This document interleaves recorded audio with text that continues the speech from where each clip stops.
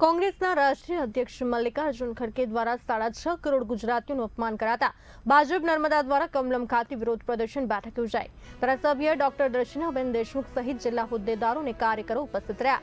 કોંગ્રેસના રાષ્ટ્રીય અધ્યક્ષ દ્વારા ગુજરાતની જનતાને લઈને કરાયેલા નિવેદનથી 6.5 કરોડ ગુજરાતીઓનું અપમાન થયાનું ભાજપ નર્મદા જિલ્લા દ્વારા જણાવવામાં આવ્યું છે। अपमानजनक निवेदनના વિરોધમાં નર્મદા જિલ્લા ભારતીય જનતા પાર્ટી દ્વારા રાજપીપળા સ્થિત ભાજપ કાર્યાલય કમલમ ખાતે વિરોધ પ્રદર્શન બેઠકનું આયોજન કરવામાં આવ્યું। તેમણે વધુમાં જણાવ્યું કે ગુજરાતની જનતા કોંગ્રેસને યોગ્ય જવાબ આપશે અને આવા અપમાનજનક શબ્દો માટે કોંગ્રેસે ગુજરાતની જનતા પાસે માફી માંગવી જોઈએ।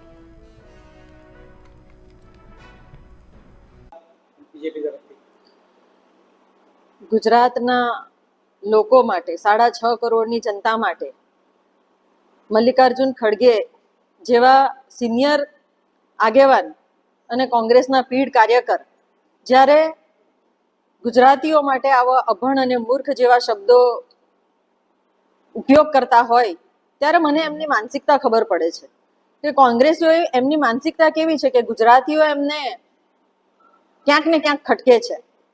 આ ગુજરાતીઓએ આખા દેશને વાત કરીએ આપણે મહાત્મા ગાંધીજીની કે જેમણે માર્ગદર્શન આપ્યું અને વૈશ્વિક સ્તર ઉપર આ ભારત દેશને એમણે જે રીતના લઈ ગયા અને ભારત દેશને આઝાદી અપાવવાનું કામ કર્યું। એવા જ લોખંડી પુરુષ સરદાર વલ્લભભાઈ પટેલ કે જેમણે 562 રજવાડાઓને એક કર્યા અને ભારતને અખંડ ભારતને બચાવવાની એક કોશિશ કરી હતી। આજે એવા જ લોખંડી પુરુષની જ્યારે 182 મીટર ઊંચી પ્રતિમાનું નર્મદા જિલ્લામાં નિર્માણ થયું ત્યારે આ જ કોંગ્રેસીઓએ એમનો પણ વિરોધ કર્યો હતો। નર્મદા યોજના આજે સમગ્ર ગુજરાતને નવપલ્લિત કરી રહી છે ત્યારે એ નર્મદા યોજનાના બાંધકામમાં પણ વિરોધ કરનાર કોંગ્રેસ જ હતી।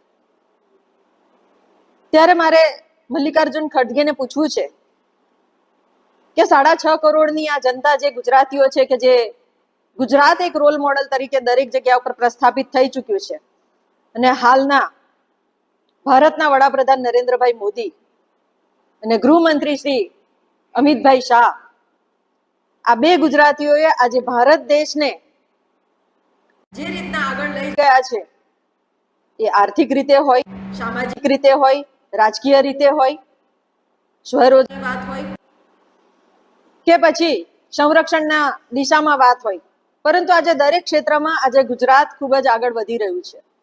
ત્યારે ક્યાંક ને ક્યાંક આ કોંગ્રેસીઓને ગુજરાતની જે આ ક્ષમતા છે, ગુજરાતનું જે આ ટેલેન્ટ છે અને ગુજરાતીઓની જે હિંમત છે ને એ હિંમત એમને ક્યાંક ને ક્યાંક ખટકે છે।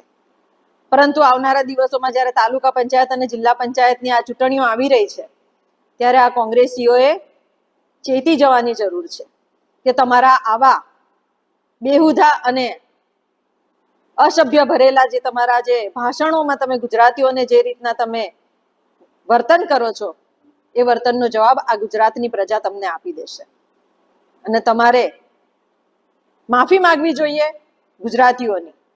તમારા આ શબ્દોનો અમે સખત શબ્દોમાં વિરોધ પ્રદર્શિત કરીએ છીએ।